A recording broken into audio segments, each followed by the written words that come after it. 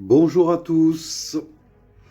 Alors, vous allez être surpris de me voir parce que ça fait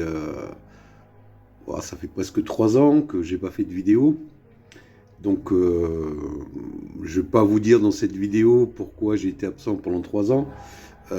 Si vous voulez le savoir, écoutez, venez sur mon canal Telegram qui s'appelle maintenant Révélation Interdite. Et puis, je vous dirai. Je vous dirai ce qui s'est passé pendant 3 ans. Mais je fais cette vidéo pour parler de Jean-Marc Deparnay. Vous savez, mon grand ami Jim Le Veilleur, qui d'ailleurs, il m'a été rapporté il n'y a pas très longtemps, qui m'avait même annoncé mort ou je ne sais pas quoi, ou en prison ou ailleurs, enfin bref. Et que c'était un gars qu'il fallait pas embêter parce qu'il y avait le retour, soi-disant, du karma. D'ailleurs, Jean-Marc, j'en profite pour te dire que le karma, c'est pas ça. Le karma dont tu parles, ça c'est la spiritualité de l'ombre. Mais je pense que tu ne sais pas faire la distinction entre la spiritualité de l'ombre et de la lumière, parce que vu que toi tu dis que tu es un étudiant en spiritualité, que tu lis beaucoup de livres, je le rappelle encore une fois, tu ne sais que de parler de New Age. La spiritualité dont tu parles, c'est du New Age. Le New Age, c'est une spiritualité qui vient de l'ombre, et j'ai envie même de dire de la divergence de l'ombre, et c'est celle que les élites veulent mettre en place lors du nouvel ordre mondial, c'est-à-dire qu'ils veulent éliminer toutes les religions et instaurer le New Age. Mais bon, on y reviendra un peu plus tard sur toi, Jim, parce que bon, j'ai vu également une vidéo qui a été faite sur TATPRON. Bon, le mec, il n'avait pas trop d'infos sur toi, il a fait une vidéo de 2 heures, mais voilà, pour raconter ce qu'il a raconté, honnêtement, c'est un béné, hein, c'est un neuneu qui a fait une vidéo sur toi, là, je sais plus comment il s'appelle, mais c'est un neuneu. Moi, par contre, je te connais bien. Je te connais bien parce que ça fait depuis 2014, 2015, hein, donc on est des vieux amis. Donc voilà, et je pense que je t'ai manqué pendant 2 ans et demi parce qu'il n'y avait personne qui te chatouillait comme je te chatouille. Et moi, ce que j'aime bien, c'est te voir, quand tu parles de moi, voir les sueurs dégouliner. Donc, bref de bavardage, je vais rentrer dans le vif du sujet. Jean-Marc Deparnay, je vais vous dire qui il est vraiment. Parce que ces infos-là, je les ai pas inventées. Il faut savoir que ce sont des gens qui sont proches de lui, enfin qui étaient proches de lui, on l'a pas fait parce qu'ils ne le sont plus. Parce qu'il faut savoir que Jean-Marc Deparnay, c'est quand même un sacré connard. Il a le don de faire le vide autour de lui. Ça, pour ça, c'est un champion du monde. Et donc, ces gens-là, quand je commençais à dénoncer le Zincoin, à l'époque, je m'appelais Tribal Nomade, il y a plusieurs personnes qui m'ont proposé de me contacter par téléphone et j'ai accepté. Et donc, ils m'ont dit de vive voix qui était Jean-Marc Deparnay. Alors, d'abord, je vais vous dire pourquoi il a quitté la France pour aller au Maroc.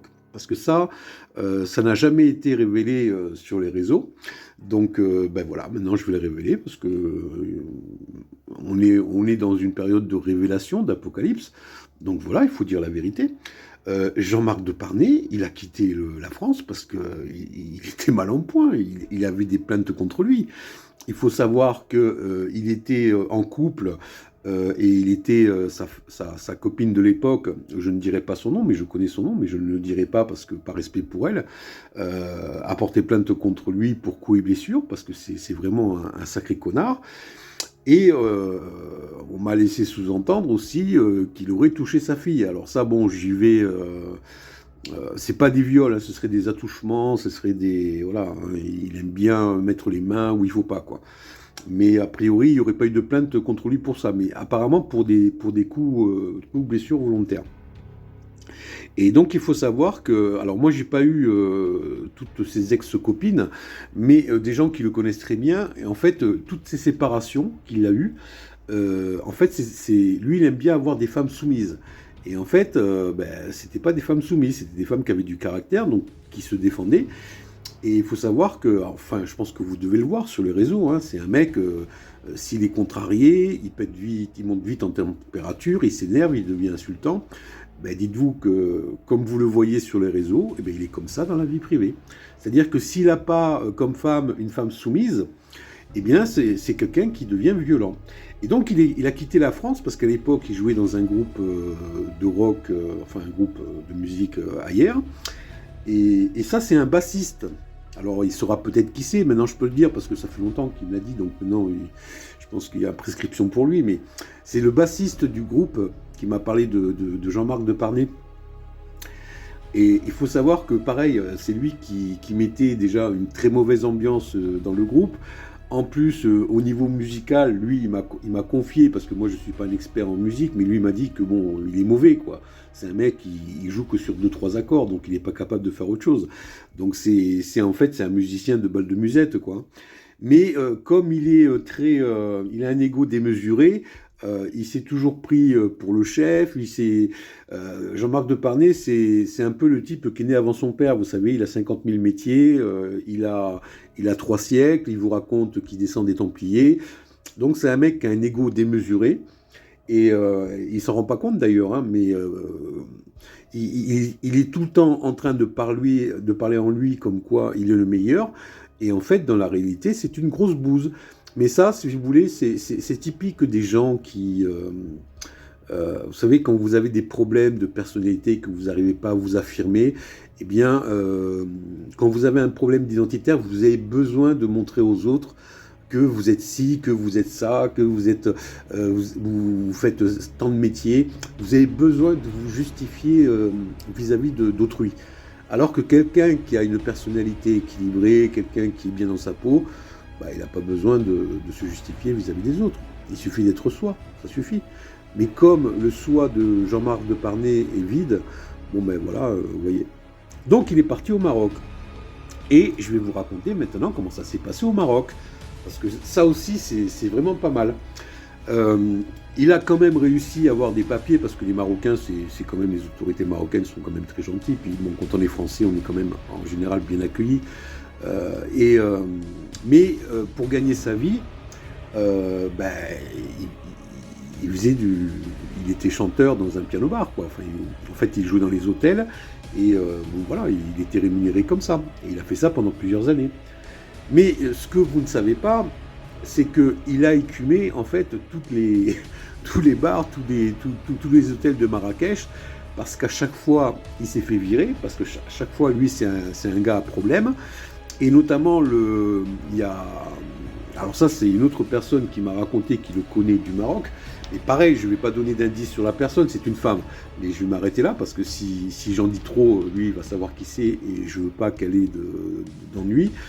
La seule chose que je peux dire, c'est que son mari est marocain, elle est marocaine aussi, et que lui, il est très ami avec son mari. Et donc, je m'arrête là. J'en dis pas plus parce que sinon il va savoir qui c'est. Et donc, il faut savoir qu'il a été joué dans l'hôtel du roi, de Mohamed VI, et il n'a pas fait 15 jours. C'est-à-dire qu'il s'est fait virer. Non seulement il était mauvais, mais en plus il ramenait sa gueule en disant que c'était les clients, enfin c'était eux qui étaient pas à la hauteur, quoi. Donc voilà. Alors c'est dommage parce que j'avais des vidéos de lui quand il jouait, puis je les ai perdues. Donc j'aurais pu les poster, mais bon, je pense qu'il y a peut-être des internautes qui doivent avoir ça en stock. Je sais qu'il y a des gens qui l'aiment bien aussi. Et donc, bon, si jamais vous retrouvez des petites vidéos, vous venez sur Révélation Interdite, là, vous me les mettez dans le chat ou vous me contactez en MP, et puis je referai une vidéo où je posterai ces superbes vidéos de Jean-Marc Depardieu. Donc ça, c'est pour le Maroc. Et donc, il faut savoir que avant que le Zincoin arrive, parce que le Zincoin, en fait, a changé la vie de ce monsieur, enfin, si je peux l'appeler monsieur, parce que j'ai envie de l'appeler grosse bouse, il faut savoir que Moi, je l'avais découvert en 2013-2014, par là, parce qu'il avait fait une vidéo à l'époque sur sa chaîne YouTube. Il n'y avait pas beaucoup de monde à l'époque. Et il parlait de la, comment dire, de la critique par rapport à l'État. Et c'est vrai qu'à l'époque, il n'y avait pas beaucoup de youtubeurs qui critiquaient l'État. Moi, j'avais commencé de mon côté, mais bon, pour des raisons personnelles, ceux qui connaissent un peu ma vie savent pourquoi. Mais lui, à l'époque, il avait une critique, on va dire, il était dans le vrai à l'époque. Maintenant, il n'est pas dans le vrai. Mais par contre, à l'époque, il l'était. Et donc, je m'étais retrouvé avec lui sur Facebook. Et sur Facebook, il parlait à la fois de l'actualité et également de la spiritualité. Or, plusieurs fois, parce qu'à l'époque, il bannissait pas, parce que comme il n'avait pas un auditoire comme il a maintenant, il était beaucoup plus coulant, quoi. Et avec moi, il s'est souvent heurté, parce que quand il parlait de spiritualité, ben, je lui disais, non, c'est pas ça, ce que tu parles, c'est du New Age. New Age, franc-maçon. Et bon, il aimait pas. Et donc, chaque fois que je réagissais, donc il avait fini par m'identifier, parce que j'étais un peu le seul qui pouvait le reprendre sur la spiritualité, parce que les autres gobaient ça sans avoir trop de connaissances. Et bon, il se trouve que la spiritualité, pour ceux qui me connaissent, vous savez que j'ai quand même pas mal de connaissances. Donc, il m'avait un petit peu détaché du lot sur Facebook, et bon, il voyait que, voilà, il savait plus ou moins qui j'étais. Et ça, c'était jusqu'à ce que le Zincoin arrive. Mais avant que le Zincoin arrive, pour ceux qui me connaissent, vous savez que je suis très joueur, j'adore m'amuser. En fait, moi, je lance des pics en m'amusant. C'est ma manière voilà, comme un enfant, quoi. Moi, je suis un petit peu un enfant dans ma tête, mais quand je dis que je suis un enfant, c'est pas par un manque de maturité, c'est dans le côté jeu, dans le côté joueur. Et j'avais pris un pseudo. Alors en fait, c'était un pseudo que j'avais sur Facebook pour chercher ma fille à l'époque. Et je m'étais rapproché de Jean-Marc Deparnay, Jim Le Veilleur, qui croyait que c'était vraiment une vraie femme, parce que c'est vrai que j'avais fait en sorte que le profil Facebook paraisse réel, que ce soit pas un fake. Pourquoi? Parce que quand on recherche son enfant, il faut mettre les moyens, il faut vraiment construire un profil qui tient la route, avec des pages, avec des photos et l'histoire. Donc j'avais fait tout ça, quoi. Et avant que le Zincoin ne tape à sa porte, il me confiait qu'il était en dépression, que ça faisait 2 ans qu'il n'avait pas eu de relation avec une femme, donc aucune femme s'intéressait à lui. Qui n'arrivait plus à travailler sur Marrakech parce que bon, il s'était fait virer de tous les hôtels de touristes et puis les endroits où il pouvait chanter. En fait, il était grillé de partout, quoi. Et qu'il avait plus beaucoup d'argent, donc il allait devenir une cloche. Donc moi, habilement, étant une femme, je me suis mis dans la peau d'une femme, donc je l'ai rassuré, tout ça, mais il était vraiment au bord du suicide, hein, il était vraiment dépressif, quoi. Et le Zincoin est arrivé peut-être 1 ou 2 mois après, quand j'étais en train de discuter avec lui, et ça a changé sa vie. Et c'est là que j'ai commencé à faire des vidéos sur lui.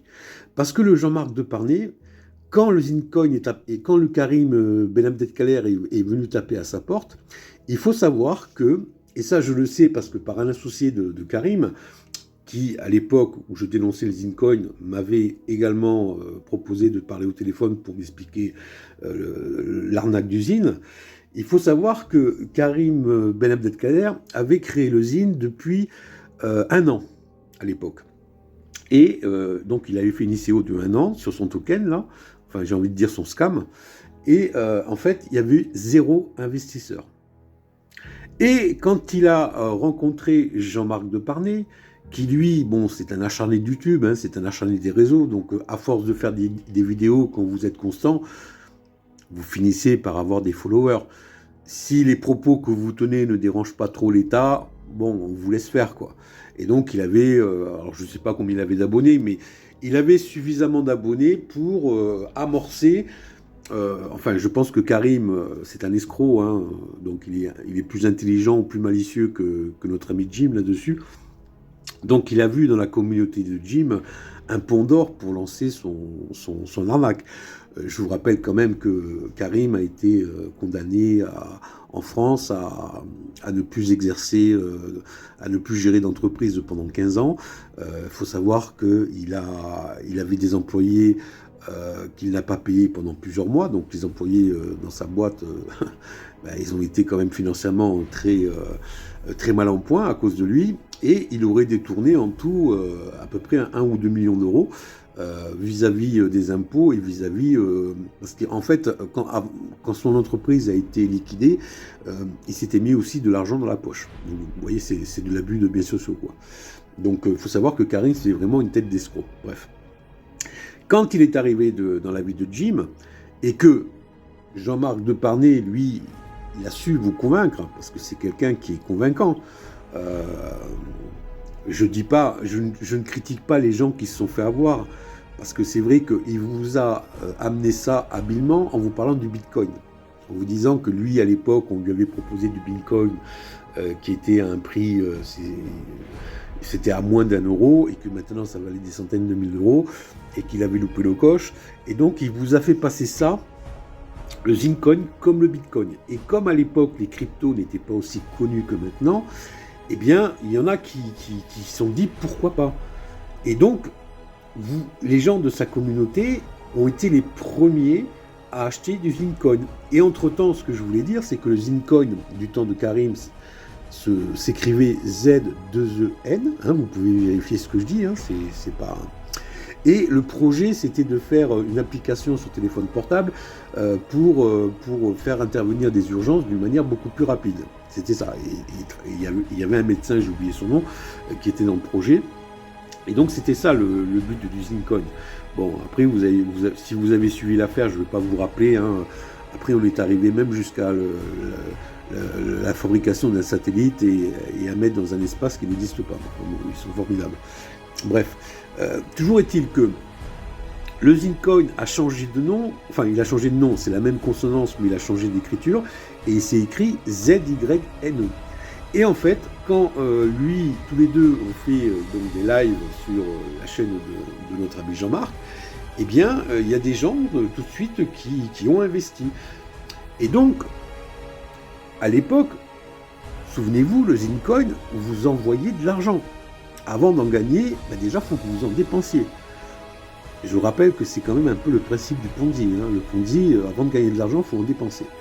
Même si c'est de la crypto-monnaie, le principe reste le même. Et donc, vous avez été pas mal à faire des investissements, certains 500. Moi, j'ai encore des gens qui me disent autour de moi, moi j'ai investi 700 euros, 1000 euros. Et donc, je ne sais plus combien de personnes, mais très vite, en fait, ils ont commencé à récupérer des sommes rapidement, qui allaient au-delà de leur espérance.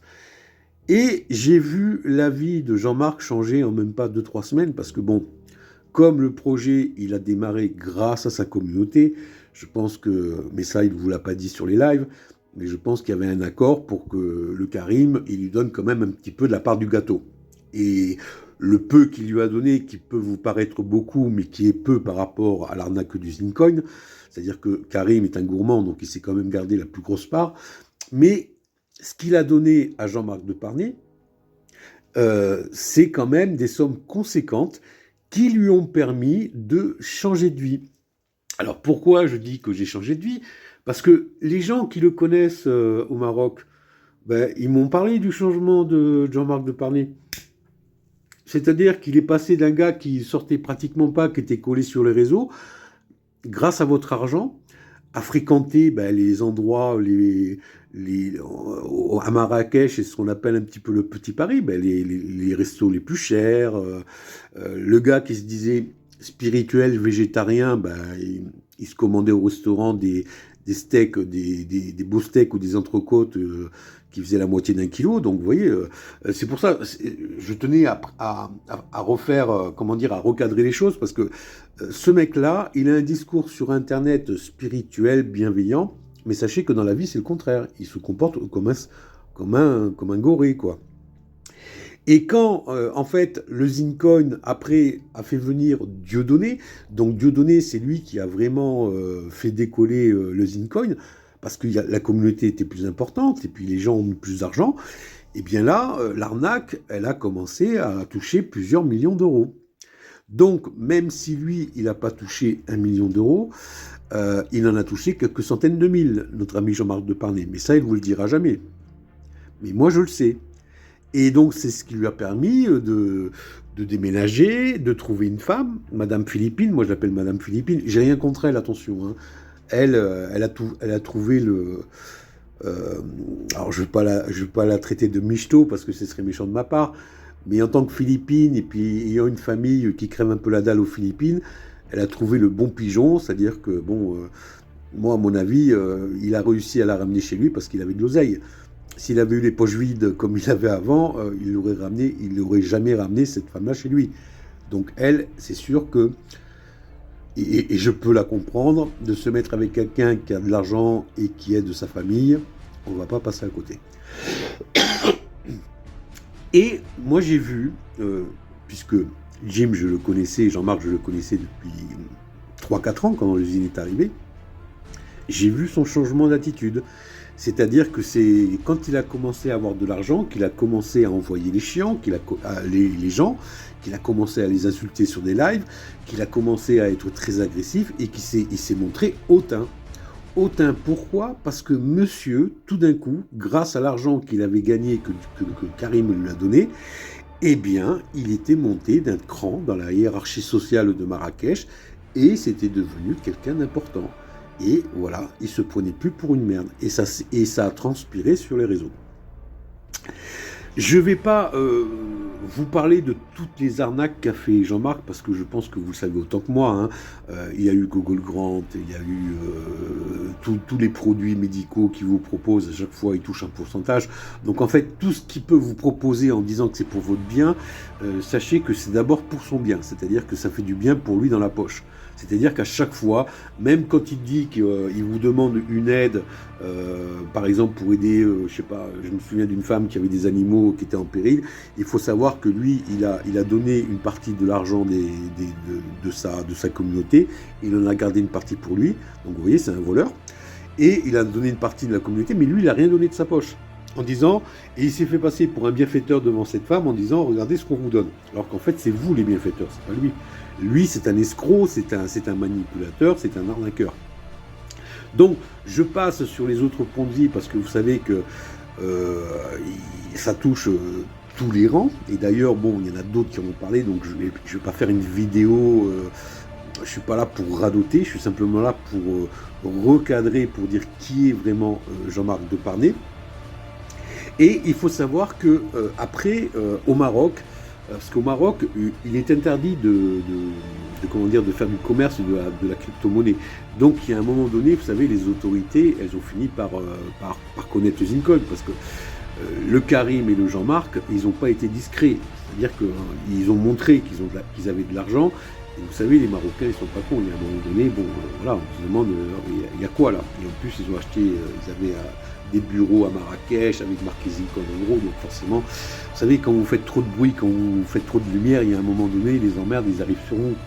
Mais le Jean-Marc, lui, ça a été un malin, parce que autant, bon, il l'avait un petit peu à l'envers, parce que c'est vrai que Karim, lui, s'est mis bien, personnellement. Vous savez, Jean-Marc Deparnay, lui, c'est quand même quelqu'un qui aime l'argent. Et donc, qu'est-ce qu'il a vu? Il aurait voulu plus. Il aurait voulu plus d'argent. Mais Karim est un escroc. Un plus gros escroc que lui. Donc, c'est difficile d'escroquer un escroc. Donc, en fait, même s'il était toujours dans le projet, bon, il commençait à y avoir de l'eau dans le gaz parce que, entre deux, parce que Karim ne lui donnait pas ce qu'il lui avait promis. Chose normale entre escrocs, hein, ça se passe jamais bien. Et quand ça a commencé, les autorités marocaines se sont rapprochées de cette affaire du Zincoin, eh bien, vous savez ce qu'a fait Jim le Veilleur, Jean-Marc Deparnay? Pour ne pas être inquiété, ben, il a vendu son ami Karim. Voilà, tout simplement, voilà ce qui s'est passé. Il l'a vendu. C'est-à-dire qu'il a passé un accord avec la police marocaine en disant « Bon, moi, vous m'inquiétez pas, donc c'est pour ça qu'il n'est pas inquiété, mais je vous vends tous. Je vends Karim et je dis tout ce qu'il a fait. » Et comme il était proche de Karim pour le projet, parce qu'il l'a pratiquement monté avec lui, puisqu'ils étaient ensemble, eh ben, il connaissait toute l'équipe qui avait derrière le Zincoin, enfin, il connaissait tout ça. Donc il a tout balancé, en fait. Ça a été Joe la balance. Seulement ça, Karim ne le sait pas. Donc voilà, vous pourrez lui dire. Hein. Il a balancé Karim. Donc Karim, il a dû partir du Maroc. Enfin, avant qu'il parte, leur association s'est terminée. Jim n'en a jamais parlé sur les réseaux, mais c'est lui qui l'a balancé pour ne pas être inquiété. Parce que en termes pénal, dans la mesure où il a amené sa communauté, donc il a offert sa communauté pour être les premiers victimes de l'escroquerie, c'est de la complicité, hein. C'est coaction, c'est de la complicité. Donc si vous voulez, là, normalement, il devrait être autant inquiété que Karim. Mais s'il ne l'a pas été, réfléchissez pourquoi. Donc il a balancé Karim. Et après, bon, Karim, il est parti où il est parti. Et c'est pas une vidéo sur lui, donc je ne vais pas en parler, bien que je pourrais, mais je ne vais pas en parler. Et en fait, le Jean-Marc Deparnay, lui, s'est trouvé, on va dire, à l'abri. Et il a même pu continuer, après le Zincoin, à faire d'autres escroqueries, parce que quelque part, comme il avait vendu la mèche avec les autos... Vous savez, moi je suis ancien gendarme, hein, donc vous savez, c'est des accords entre les délinquants et les forces de l'ordre. Bon, tu me donnes ça, puis moi je te donne la paix, je te couvre pendant un certain temps. Ben voilà, il a été couvert par les autorités marocaines et il a pu continuer à faire ses escroqueries de Google Grant et puis son fameux... alors là où c'était pas mal, c'était son fameux Wakers, où là, en fait, la réalité... Mais là, je vous le dis, parce que ça c'est pareil, je le sais, ils se sont partagés votre argent avec Alouche. Voilà. Et le cinéma qu'ils ont fait sur Internet, c'est du cinéma. C'est-à-dire que Jean-Marc n'a jamais porté plainte contre Alouche et vice-versa. Donc, ils se sont partagés l'argent. Et donc, ces petites guéguerres qu'ils ont fait tous les deux, c'était une mise en scène pour que vous croyiez qu'il y avait eu un escroc plus que l'autre. Mais en fait, ils se sont partagés l'argent. Et puis, en fait, c'est vous qui l'avez eu, malheureusement, j'ai envie de dire, dans le cul. Et là, je suis désolé de vous dire, mais c'est la réalité. Donc, voilà. Et après, bon, il a fait d'autres choses. Donc voilà ce que je voulais dire sur Monsieur Deparnay. Donc je m'étonne encore qu'il y ait des gens qui le suivent ou qui continuent à donner de l'argent pour les escroqueries qui vous présentent. Parce que sachez qu'il n'y a pas une seule, si vous avez un petit peu de mémoire, moi j'en ai, hein, il n'y a pas une seule, comment je pourrais dire ça, il n'y a pas une seule combine. Hein. Quand je dis combine, c'est le moyen de gagner de l'argent facilement, hein, sur Internet. Il n'y a pas une seule combine de Jean-Marc Deparnay qui a fonctionné. Ça a fonctionné pour lui, parce que l'argent que vous avez donné, lui, il l'a récupéré. Mais vous n'avez jamais récupéré d'argent sur les projets de Jim, quand il vous met la pression sur ses vidéos en disant que presque il vous a, enfin c'est pas presque, il vous a même conseillé de faire des crédits à la consommation pour investir dans ces trucs. Bon, bah, heureusement que certains ne l'ont pas fait, parce que faire un crédit pour se faire piquer l'argent puis ne pas avoir de retour, bah, voilà. Mais comme il est au Maroc et que il est protégé en étant au Maroc par les autorités, bon, là il est tranquille. Par contre en France, c'est pas pareil. Mais sachez que quand lui, sur les vidéos, il dit qu'il est en France, il n'a pas de problème, moi, je vais quand même vous dire comment il fait, parce que je pense que là aussi, il prend les gens pour des cons. Mais bon, avec moi, ça marche pas. Vous savez, le Maroc, c'est à côté de l'Espagne. Hein. Donc vous prenez le bateau, vous allez au sud de l'Espagne, vous prenez l'avion à Malaga. Hein, de Malaga, vous allez à Barcelone. Ou à Madrid, et de Barcelone ou à Madrid, vous allez en France. Il faut savoir que dans les vols dans la communauté européenne, il n'y a aucun contrôle. Il n'y a aucun contrôle de passeport, il n'y a rien. Donc vous pouvez arriver en France facilement. Moi je peux vous le dire, parce que quand il y avait eu un mandat d'arrêt contre moi en France, moi j'étais arrivé d'Amérique du Sud en 2019, donc j'étais arrivé à Madrid. De Madrid, j'ai pris un vol sur Paris, et je suis passé tranquille. Et j'avais un mandat d'arrêt en France contre moi. Bon, après j'ai été arrêté, mais ça c'était... ça c'est parce que j'ai trouvé un travail, et quand vous trouvez un travail, comme ils ont fusionné les fichiers, bon, ça bip. C'est-à-dire que mon nom est sorti, ça faisait 15 jours que je travaillais, et les flics sont venus m'arrêter sur mon lieu de travail. Mais je veux dire, dans les aéroports, vous pouvez très bien vous rendre en France, sur un vol interne à la communauté européenne, il n'y a pas de contrôle. Donc quand il vous dit qu'il n'est pas recherché en France, c'est faux. Il passe, la dernière fois, là j'ai suivi par contre, la dernière fois qu'il s'est rendu en France, il est passé par la Belgique. Pourquoi il est passé par la Belgique selon vous? Pourquoi il n'est pas allé directement en France? Parce qu'il n'a pas l'esprit tranquille. Les autorités marocaines le couvrent peut-être. Par contre, je crois savoir qu'il y a des plaintes contre lui en France. Et là, c'est pas pareil. Donc je pense que monsieur, il a quelques gouttes de sueur. Et il faut savoir que l'argent que vous lui avez procuré, ça lui a donné un certain confort, ça lui a permis également d'investir dans d'autres projets qui ne vous a pas parlé, des projets qui étaient peut-être qui rapportaient plus, qui rapportaient de l'argent par contre. Donc il a investi l'argent qu'il a gagné, mais il a quand même eu, je pense qu'il a dû, le Zincoin a dû lui rapporter honnêtement entre 200 et 300 000 euros, si je ne me trompe pas, ou 200 000 peut-être. Et après, les autres arnaques, Awakers, là, Awakers lui a rapporté pas mal, Google Grant aussi, enfin, il s'est mis bien, parce qu'il faut savoir que ce mec-là, comme il ne peut plus travailler, quand il vous dit qu'il est thérapeute, bon, ça c'est son côté un petit peu, il connaît quelques petits trucs de la thérapie, mais son diplôme chinois ne vaut rien, c'est une formation, hein, c'est une initiation, on va dire, donc ça ne vaut rien, normalement, vous ne pouvez pas exercer. Ce qu'il fait au Maroc, il ne pourrait pas le faire en France. Donc voilà, donc là, bon, c'est pareil, quand vous payez pour suivre ces formations, bah écoutez, c'est vous qui voyez, hein, mais moi j'ai énormément de doutes sur l'efficacité de ce qu'il vous propose. Mais toujours est-il que lui, tous les moyens sont bons pour récupérer de l'argent. Mais sachez que si il n'avait pas été mis bien avec les arnaques qu'il a commises, ce mec-là, il serait à la rue et il ne serait pas marié. Et je voulais aussi vous dire une chose, je me pose une question et je vais terminer par ça. Parce que vous savez, j'ai parlé sur mes réseaux il n'y a pas très longtemps que le grand remplacement a eu lieu déjà. Vous savez, les gens parlaient avant, les camps FEMA, tout ça. Ils ont parlé en 2017, 2018, 2019. Mais le grand remplacement, moi je l'ai vu parce que j'étais en France à l'époque et je l'ai vu faire. J'ai vu comment ça s'est passé et j'essaie de le dénoncer, mais les gens étaient zombifiés et ils n'ont pas compris. Le grand remplacement, ils sont venus vous chercher chez vous avec des ambulances et des faux pompiers. Ils ont vidé des familles comme ça. Et ça s'est passé entre 2020 et 2022. Bon, ça j'en ai parlé sur mes réseaux. Et je suis en train de me poser la question. Parce que depuis avant 2020-2022, avant l'histoire du Covid, bah, il avait des problèmes de calvitie. Alors vous me direz, oui, mais il a payé des implants. Ouais, enfin, bref. Je me pose la question parce qu'il était pratiquement chauve et maintenant il a des cheveux. Donc je me demande s'il n'a pas été remplacé par un reptilien ou un clone.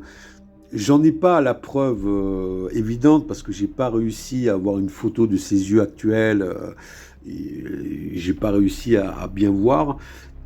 Si j'avais une photo de lui proche, en réel, je pourrais voir qui il est. Mais là, c'est vrai que sur Internet, c'est un peu plus compliqué à faire.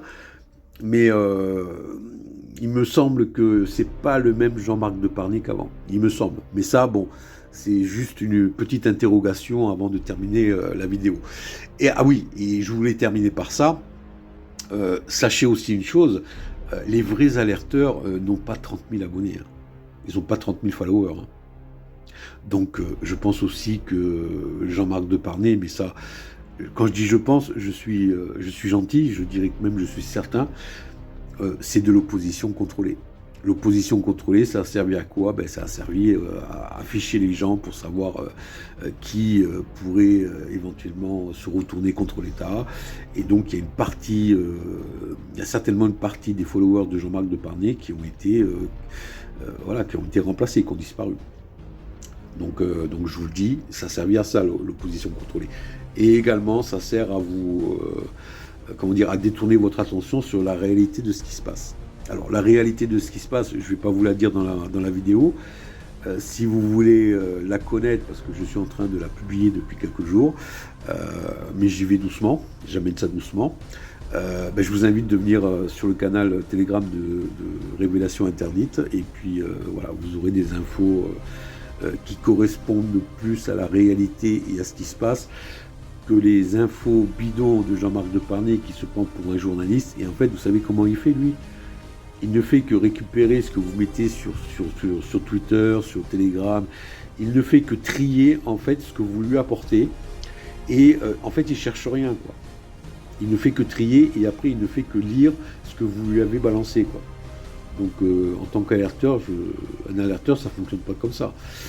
Si vous venez sur mon canal, vous allez voir que moi je sors des infos, je sors des vidéos, qu'il n'y a pas beaucoup, voire pas, il n'y a pas de canaux Telegram français qui ont les mêmes vidéos que moi. Donc ça c'est de l'investigation. Ils n'ont pas les mêmes infos que moi. Ça c'est de l'investigation. Mais je vous rappelle quand même que j'ai été officier de police judiciaire, donc je sais, voilà, je sais chercher, je sais. Jean-Marc Deparnay, bon, lui c'est quelqu'un, je peux pas dire, il a une culture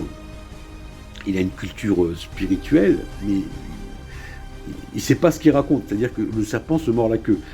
Il connaît des choses, mais il sait pas les associer. Donc il a une culture, mais il n'est pas intelligent. Vous voyez ce que je veux dire?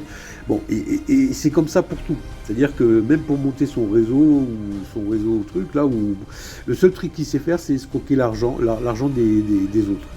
Mais après, il n'est pas intelligent pour monter une entreprise, pour monter quoi que ce soit, parce que c'est un crétin. Mais il est malin dans la crétinerie.